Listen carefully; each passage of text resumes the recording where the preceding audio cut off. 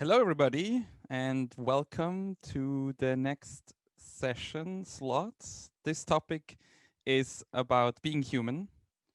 So it's not going to be about technology. It's not going to be about front end or back end. It's going to be about what I believe one of the most important piece or tools that we have, which is our own body or our own mind. My name is Michael. People also know me as Schnitzel in the Drupal community. Reason for is that I really like Schnitzel, but also other story.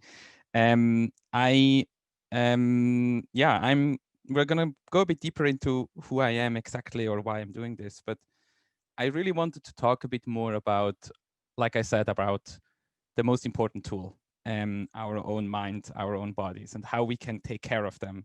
Because I believe, like we need to take care of code, like we need to take care of servers, like we need to take care of relationships, I also think we need to take care of our own mind and body.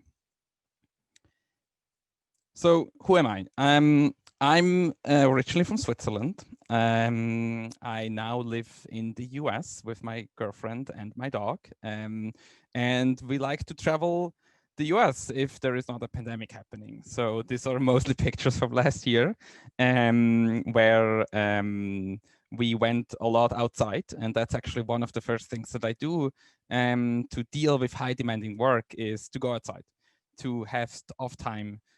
Maybe it's not a lot of off time off the screen, but if it is off time, I rather really enjoy it. And so if it is snowshoe wandering with my with the dog, fishing or anything else, that's I think quite an important piece. And so throughout the slides, you will see one dog specifically. And people, when I gave this session before, always ask me at the end who the dog is. So here she is already. My dog is called Ladybird. She is a Greater Swiss Mountain Dog.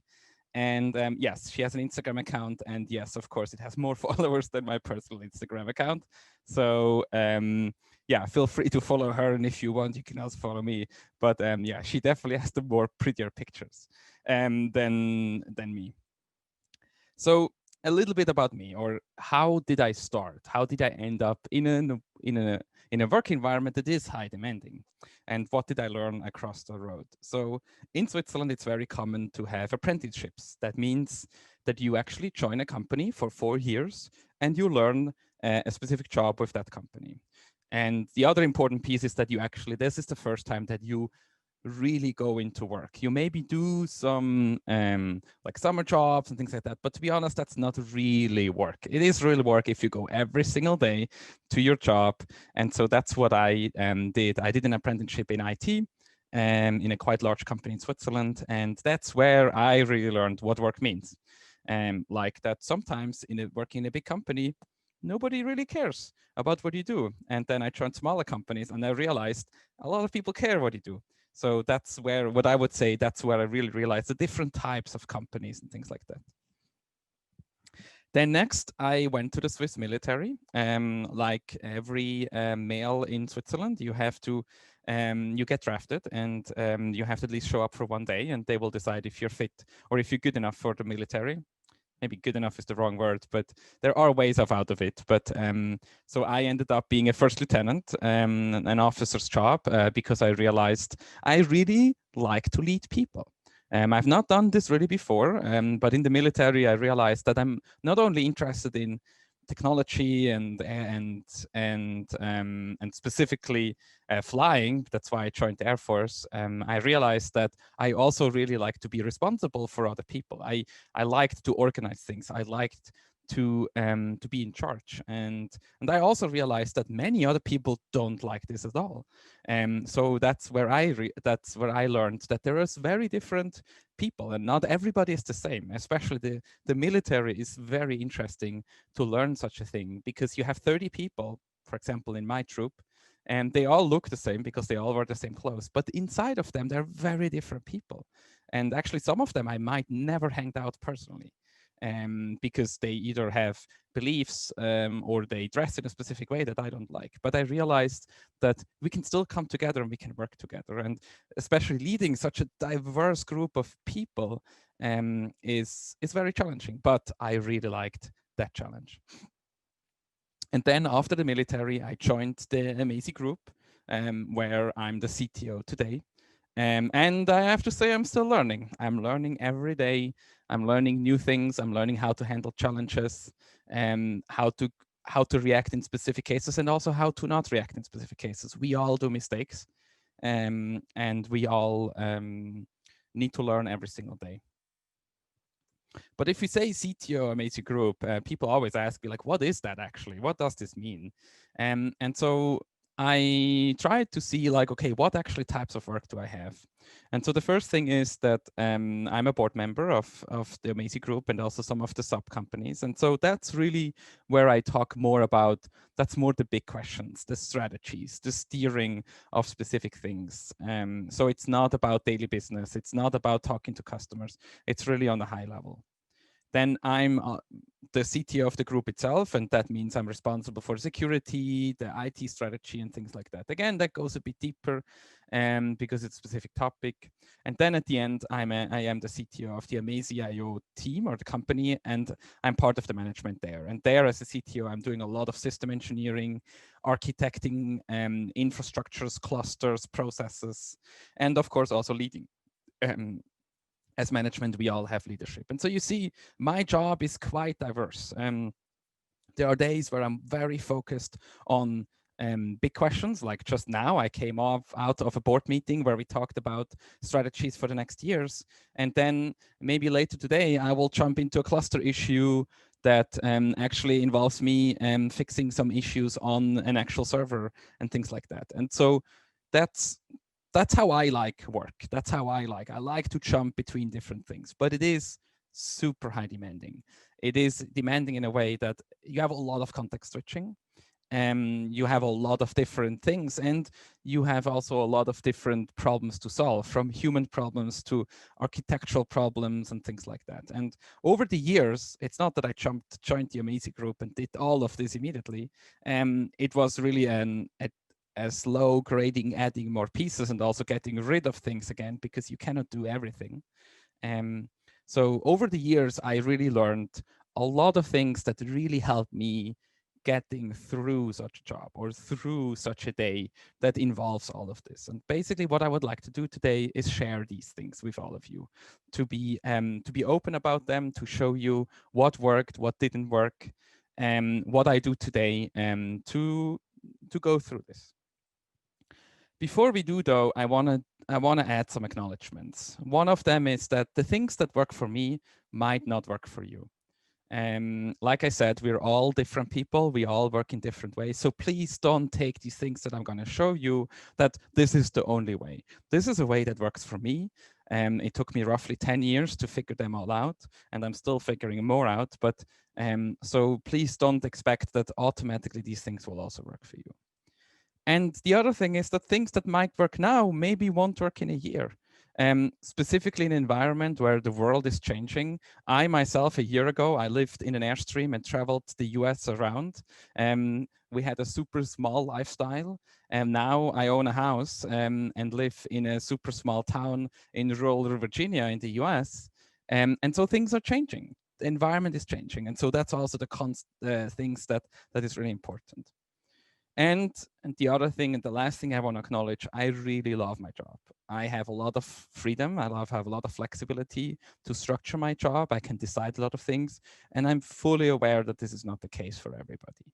And I'm also fully aware that this is a huge privilege for me to have such a job that I really love, that I actually don't describe as job. It's more like working together with friends on new projects. That's really what it feels like. And so I'm fully aware that not for everybody that is going to listen to this is going to be the same. And I want to be aware that that unfortunately not everybody can do all of these things. So let's jump right in. People ask me sometimes, what's the single thing, if you would put everything together of this session or of everything you learned, what would it be? And for me, it is a quote of Henry Ford. He said, when everything seems to be going against you, remember that the airplane takes off against the wind and not with it. And what I understand in it not only that I'm, as you saw, being in the Swiss Air Force and being a pilot myself, of course, it's a quote that speaks to me because it involves an airplane. It's really against that sometimes a little bit of wind against you, a little bit of pressure, a little bit of problem solving actually allows you to go into higher levels, to learn something new. We only will gonna learn if we actually have challenges. If I look back to my military days, the worst situations that I was in are the things that we're still talking today and are still the ones that I really learned a lot. And while you're maybe in it, it's pain. It's hard. You might cry. You might try to find the off switch somewhere, and there is none. But afterwards, when you're through, I believe that these are the ones that we learn the most. Now, I'm not saying we should have every day and night that we sleep outside and it's raining on us and our sleeping bag is soaking wet. That's not the idea. But a little bit of pressure, a little bit against us is always a good thing. And that's what we do as pilots. We take off against the wind. We need some resistance against us. And so that's what I'm reading in it. And that's basically what I saw. Important though is that there can also be way too much. And that's the same for piloting as well. If there's too much, you're not going to take off. And so it's also important to realize when is too much, when is this, when are we at that point? So I would like to describe you a normal day in my life. It's hard to say what normal means, but I want to show you what I'm doing. And interestingly, the day actually starts with the evening before. That's one thing I learned a couple of years ago, that for me, preparation is very, very important. And also knowing what is going to come up for me. So what I do is I actually check my calendar before going to bed. And for me, I want to understand what tomorrow will bring. I want to know, okay, in the morning, I'm having a board meeting, means I'm more in that mode. And then I have some time free that I can focus on some of the tasks. Then I have maybe a monthly check-in with one of my employees. And then I have a customer call, things like that. I just want to know what is ahead of me. Not to freak me out myself, but to prepare myself, to be ready that when I get up in the morning, I know roughly how my day is going to be. And yes, there will be days where I will go to bed and know already that this will be a stressful day. But for me, that is much better than when I get up, I look at my calendar and I realize, oh no, today is a stressful day. That's much harder for me. So I really check the calendar before going to bed. Then I set an alarm, usually 1 hour before the first meeting. That's what works for me quite well. In extreme cases, I can do 30 minutes, but that really cuts it short. So I rather get up half an hour earlier, which might be harder, which might get me less sleep, but I have enough time to get ready in the morning. And then one thing that I just recently started doing, and it's such a small, but such an important, or had such a big impact, I started to prepare the clothes I'm gonna wear the day before. And it's a little thing. I just then maybe basically I get up and I just wear the clothes that I prepared before, but I realized the less decisions I have to do in the morning and the less possibility for confusion, or like realizing that you don't have the clothes, or that you, I don't know, like you didn't empty the dryer and then you have to walk down and get the dryer. Like all these things, they are adding little pieces that make your day start bad. And so that's what I do. I prepare the clothes, so that means I can get up in the morning and I can wear clothes, and I know there's not going to be any confusion about that. Then about sleep. There are, of course, many studies that prove how important that sleep is. And so for me, though, I never had really hard time. When I'm sleeping quite well. The hard part was falling asleep. And because a lot of times, because there's so much things going on, my mind or my brain has 1,000 things to worry about. And so I really needed a way how to fall asleep faster and better. And I do this in 2 phases.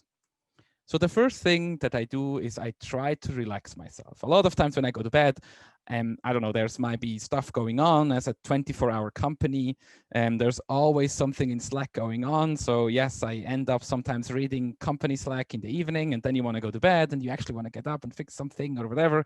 And so I try to relax myself. And I do this with I lie in bed and I try to feel my own pulse without touching the normal points that we have to measure our pulse, but just with lying in bed, focusing on my own body and try to feel my pulse. And it's interesting, this is totally possible. Like if you just lay flat, or if you stand still or lay, you can feel your pulse of the body. And then what I do a breathing technology, which is called 478. It involves 4 of my pulses. I breathe in through my nose, 7 pulses, I hold my breath, and then 8 pulses, I breathe out through my mouth. And I do this 2 or 3 times. And when I do this, I can immediately see how my body starts to relax with actually my pulse. So a lot of times my pulse comes immediately down when I do this. I cannot tell you how it works. I cannot tell you what exactly happens, but it works for me. And interestingly, it feels a bit like suffocating, which sounds strange, but actually breathing that way, you breathe out more than you breathe in. But this suffocating feeling somehow relaxes my body. And so this really helps me to calm down. Now, for some people, if you research this 478, some people actually fall asleep while that. I don't. I never had. But what I do to fall asleep, I just count down from 100. Now, it's not counting up, it's counting down. And I believe the counting down basically gives my brain something to think about, because counting down is not something we usually do. Everybody can count up because we do this all the time. But counting down involves my brain just a little bit to think that it doesn't have the capability to wander off in another direction or in thinking about something else. And so that's what I do. And I start at 100. And sometimes, funny enough, I actually end up counting up suddenly. Then I realized that my brain went to something else and just fell back to the normal counting, which is counting up. So I just start counting down again. And I do this now since more than probably 5 or 6 years. And I never, so far, I never reached 0.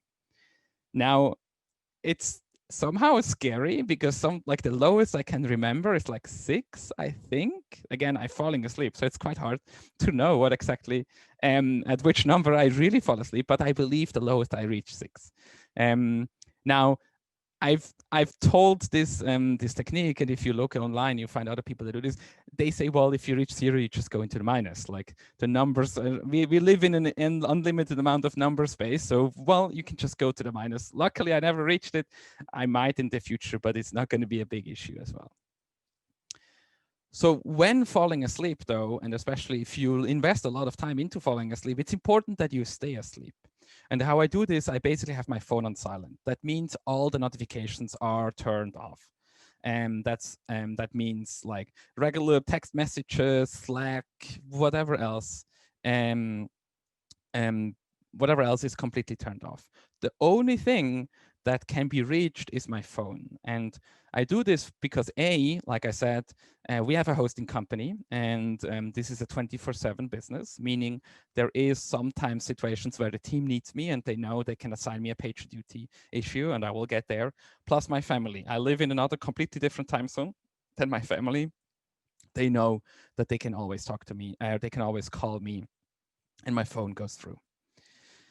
Then I try to sleep for 6 hours minimum. Less I can do for 1 day, maybe a week, or 2 days, but really more is not possible. Usually, though, I try to sleep 7 hours to get that. So 6 is the minimum, try to get 7. On the weekends, I try to not sleep much more than what I usually sleep, because I realize it throws my whole balance of my body out of rhythm. And so I give myself 8 to 9 hours, but not much. I could sleep probably for 12, 13 hours. But the problem is then that I'm actually more tired in the morning again. And like then going back to the 6 hours rhythm is very hard. So I realized if I just roughly keep the same amount, this actually works much better. Okay, now a normal day again. So what happens in an actual day? One other thing that is really important to me, I realized I need a really good wake-up routine, meaning I do every day the exact same. First, I snooze my alarm. I usually set like 4 or 5 alarms, which are all like a minute apart. And yes, I'm not a person when the alarm runs, I'm immediately up. that's not the case. If PagerDuty runs, usually that's the case. I'm immediately up, but that's not very a good one. But if the regular alarm in the morning, I snooze them. I do then read some light Twitter in a world where this can be very toxic. I do have specific Twitter lists and Facebook lists, I think they're called, that really is some light stuff. So not just like end of the world or crazy politics.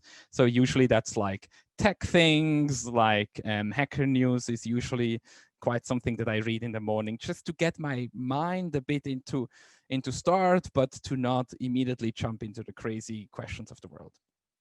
Important though, I do not read any Slack and no emails. That also means my phone actually does not show the notifications of Slack or emails. So if I open my phone in the morning, I do not see what happened in the last night. And I do this because if there is something in there that it's my company or I'm part of the company. So if there's something in there, I would immediately go there. I could not stop. And I realized I really need to protect myself from my own mind, because if I read then something in Slack, then I want to jump in, and it throws off the whole routine. So it's really important that I do not read any Slack or emails. Again, the team, if there's something important, they send me a PagerDuty. They know, or I know that if I woke up in the morning and there are in a regular way, there is nothing that is currently on fire. Then I get up, I shower, I feed the dog. And that's another interesting thing about feeding the dog. I realized with doing something good for somebody else or for something else, like the dog, it already starts the day with happiness. It already starts the day because you cannot believe how happy she is to eat breakfast. So, and I made that breakfast for her. And so it adds something. It's a tiny thing, but it's just something very easy. Now, I know not everybody has dog probably, but it's just something that makes something else happy and that makes me happy. And so I already start the day with a positive note. I make some coffee. I definitely cannot survive with that. And only after all of this, then I open my notebook and then I fully immerse myself into what happened in the last couple of hours in Slack. What are the emails? What is going on? Where is the hosting company? What is doing? All these things. But that's the only time, because at that point, I do have everything that I wanted to do.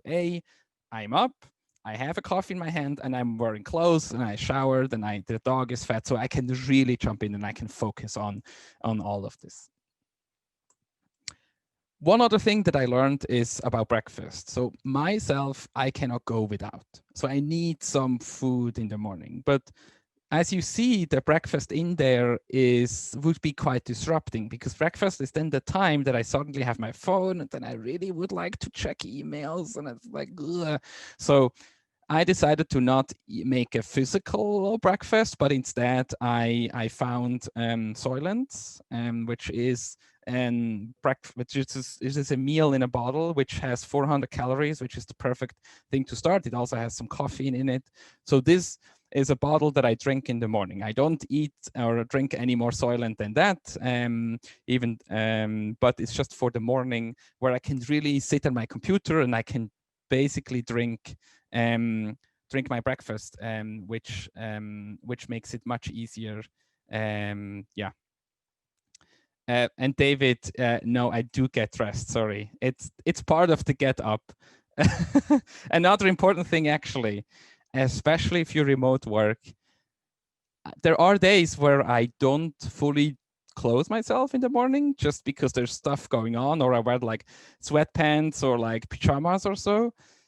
And I usually end up wearing them the whole day. And it's weird. Like, it doesn't give me the proper start, or I don't really feel I get up. So I always fully wear clothes, or at least I try. But yeah. All right, let's continue. So about the day itself. So my calendar rules my life. On the background, you see one of my calendars. This is how it looks like.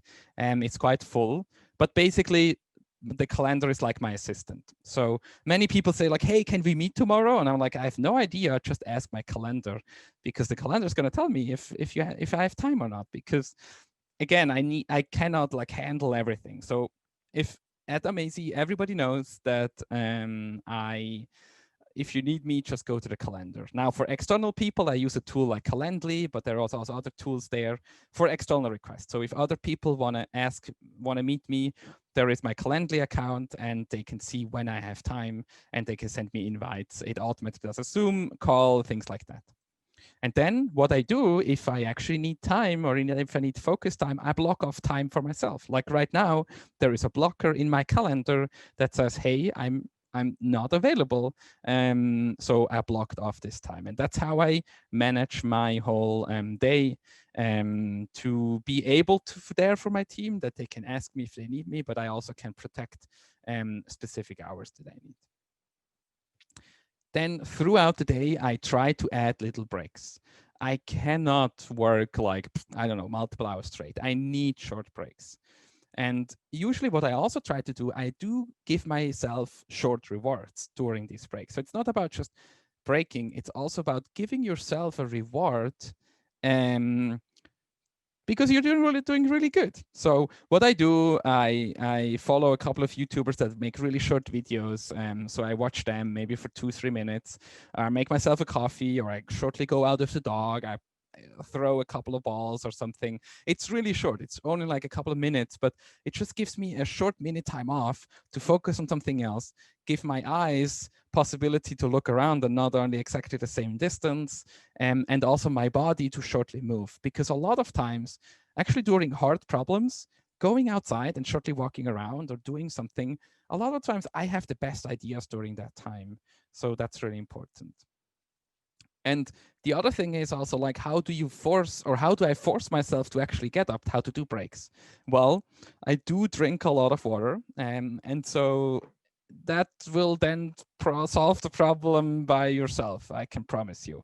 So basically, I'm just trying to force myself to get up and drink a lot of water, and because of that, I have to pee a lot, and therefore I will get up, and then I can also make the coffee, and that's. Then for lunch, I usually break for like 30, 45 minutes, where I make myself lunch, or with my girlfriend or family if they're around. And so there, I usually try to also add a bit bigger reward, meaning that I give myself like 30 minutes of either watching a YouTube video, watching TV series, eating with the family, going out with the dog, whatever else that interests.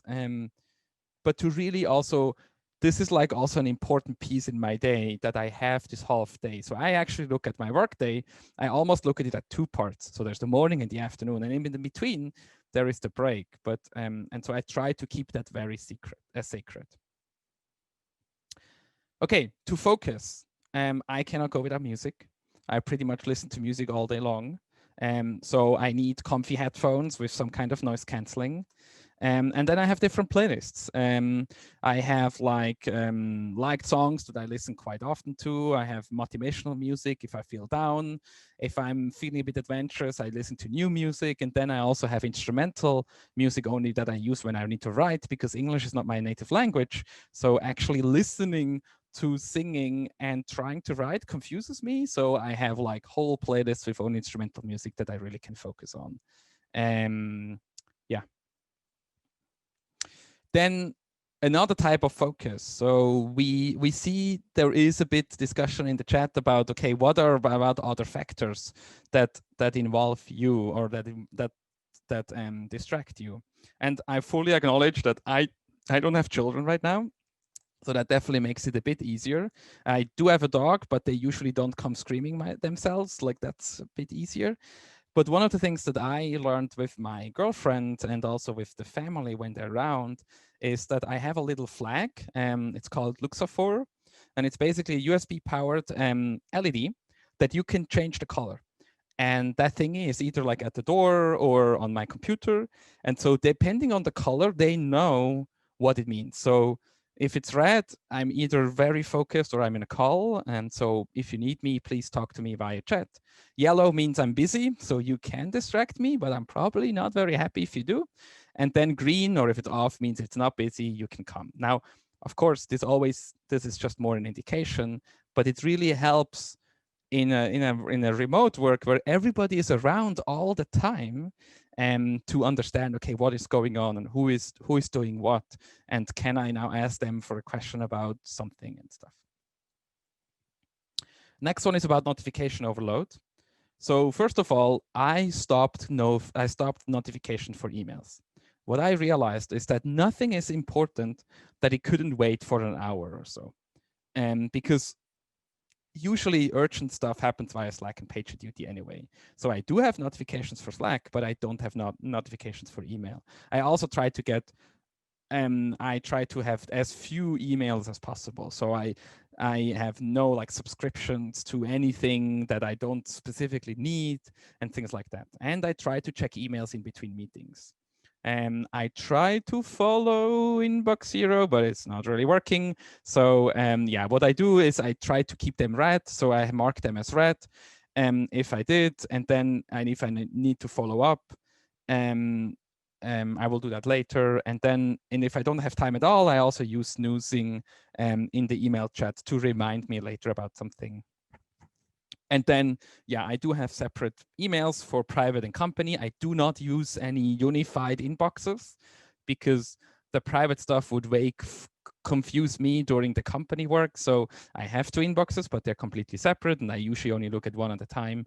And yeah, like I mentioned, I'm trying Inbox Zero, but yeah, I'm still failing. Specific about Slack, I'm very strict about notifications in Slack. So most channels I have in mentioned only. So only if I'm mentioned, I get a notification. A few important ones, of course, there is notifications. Then thread notifications, I disable immediately if I know I'm not interested in that thread anymore. And then in the end, I group the channels by importance. So I have channels that I read all the time. So that's the one with the notifications. There's some customer, some internal. Then I have some important internal and important customer. I read them when I have time, like during short breaks or if I have a longer break. And then I have others, which I just read them when I want to. At Amazy, we have a lot of like channels that are more about fun, or about our pets, about kids, about things we make, things we try to do. And so that's the ones I read there. If I'm basically bored and I want to read something. And then, like with the emails, I also use the Slack bot quite heavily to remind me with emails in there. Then any other things. So that involves like iMessages, WhatsApp, but also regular phone calls that are by like non-cost company related. And I honestly try to mute them during the day as much as possible. I try to prevent that, like my family, which actually is another time zone. So when they stop working, I'm still working. And we of course have like WhatsApp and iMessage channels, and I try just to mute them as much as possible to not actually get distracted by them. The same for phone calls. It's quite hard, but honestly, my mailbox is like a lot of times. So if you want something from me and you decide to call me, I probably will not pick up, and they can say whatever they want on the mailbox, and I will call them back when I have time. Doesn't always work with like banks and things. So yeah, sometimes they maybe call a second time, and if it's the same number a second time, I might actually pick up, because who knows what it actually is. And then there are times that I want 100% focus, and 100% focus means no distraction whatsoever. And basically what I do, I turn off everything. That means Slack is disabled, the chats are like closed. I tell my team I'm off. Like just before this, I told the team, hey, I'm away from the keyboard, I'm off because I'm giving the session. I'm still reachable via PagerDuty. That is always there, so the team also knows if they need me, they can assign me a PagerDuty and I will be back. But they also know that this should only be used in exceptional situations. Yeah, so that's basically what I do every single day to make sure that I survive what we're all doing, that we survive this high demand work, that we stay sane, that we stay focused, that we're happy. And one last thing that I do is retrospectives. And the background picture is actually from the Apollo Control Center of NASA in Houston. And there, every station had 3 buttons where they at any time could give a status report, either red, yellow, and green. And I started doing these retrospectives before I visited there, but I saw this, and this so much made sense to me. So I'm trying to do retrospective in a similar way. So basically, I choose a specific time that I will remember through this. So that can be the shower on Saturday, lunch on Friday, workout on Sunday, whatever it is. I try to pick one specific thing that I do once a week. So I will remind myself that I have to do this. And I ask myself, how was the last week? And I'm not asking, was the week good or bad? I'm asking myself, did the positive things outweigh the negative things? And the reason is that no week will ever be perfect. Like I said, we need a bit wind against us. And so no week will ever be perfect. But for me, it's important that the positive things outweigh the negative things. If that's the case, this was a good week. And I like this week. And so that means usually I don't have to change anything, or I don't need to set a new goal, for example. And then I'm also asking myself, did I have a goal? So every week I try, to be honest, I'm not 100% in this, but I try to set myself a goal that I want to achieve for next week. Now, depending on if the last week went good or not, I will decide that I either need a new goal or I will stick the same. If I didn't reach my goal of last week, I will just keep going on. And why do I need to change it? And so basically, I will decide then what will I change, or how will I improve for the next week. And one thing I learned is, don't pick these huge changes, because they will never happen. But if you think about, let's say we have 52 weeks a year. If you can change 52 tiny things, even if it's just like my water bottle is empty. So the next, like, I want to try to remind myself that when I get up, I make sure that the water bottle is refilled. Just these tiny things, if you do 52 of them, that's quite a lot of change that you can achieve. And so that's what I try to do, is I try to small incrementally improve rather than these huge yearly goals that, I don't know, nobody of us will ever achieve. So I try to rather do small ones. All right, that's it. That's how I do it. That's my personal way, how I handle high demanding work.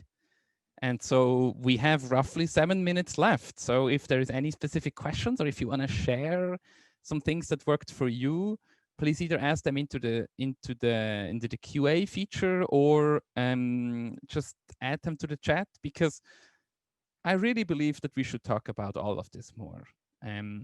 Like I said, I believe the most important tool is our body, and not our computer and not our phones. And we should really make sure that we give it the attention that it needs, because we only have one of them. You can't buy, or we are not there yet, that you can buy a new body if you need one, because you destroyed the current one. And so I really hope that we can talk about these things more and share knowledge about all of this in a community like here, where we already share so many things. Yeah. So, any questions for the last 6 minutes?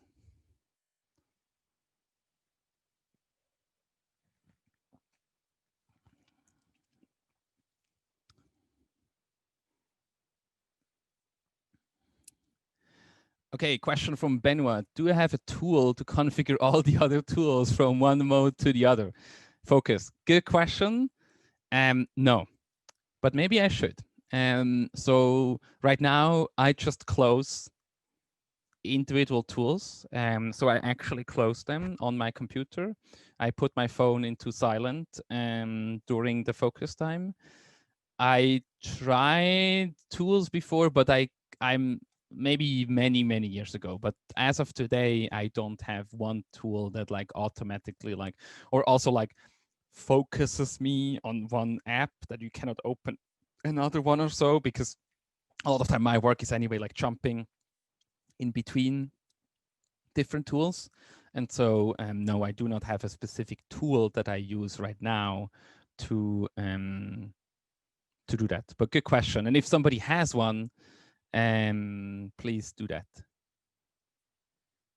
David Beasley asks, don't you forget sometimes to change the status of Luxafor? Yes, and one of the things we did is I actually moved it into my peripheral view. So to have it visible immediately.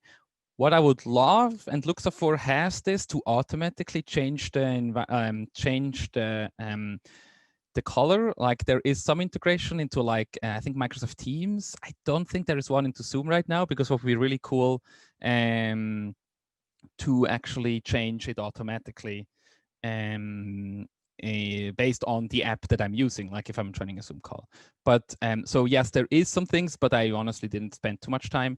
And what I have it on my keyboard. These 4 buttons up here, the additional F keys, they are mapped to the Luxafor, so I can change from green, yellow to red quite fast. Roberta asks, do you normally work on weekends? Not normally. So I don't plan on it, but I would lie to you if I say it doesn't happen. Again, as a company owner and being quite involved, there is things that goes on. As a 24-hour company, actually, so for us, or for me, living in the US, the Australia team comes online on Sunday evening.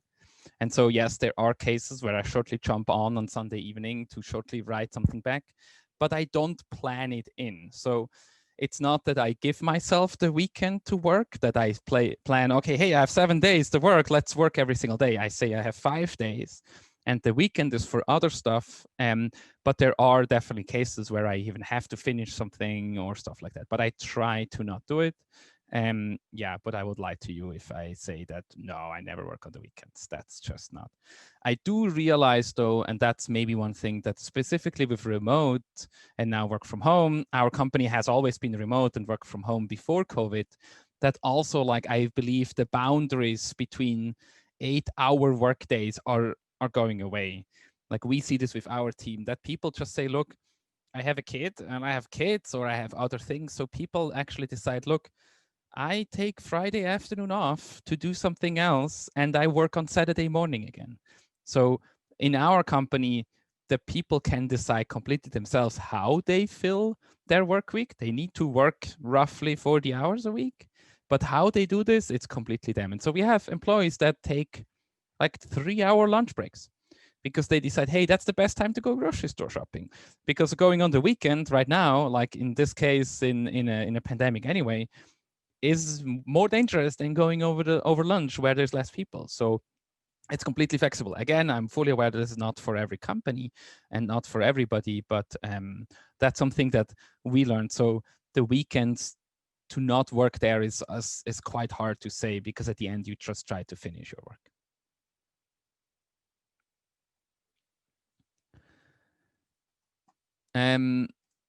Yeah, if you look at the Slack, at the chat, there are some other people like Basti. He wrote a blog post that we can read about that. Daniel Smith said, thanks for being so open. Of course, I'm very happy to do that. Thank you. Pants are optional, Jochen. Yes, I do wear pants. So right now, but yes, there definitely have been cases where you don't. But I think, oh well, who cares? Okay, and Jochen said, this internal breathing works because it's reverse psychology. The stressed body would breathe quickly by forcing yourself to do the opposite. You tell your reptile brain that there's no reason to stress. Ah, good point. Yeah, that totally makes sense. Yeah, it's weird. It really feels, for me, it feels like I'm suffocating. And it's something that then triggers my body to relax. Maybe because you're suffocating, I don't know.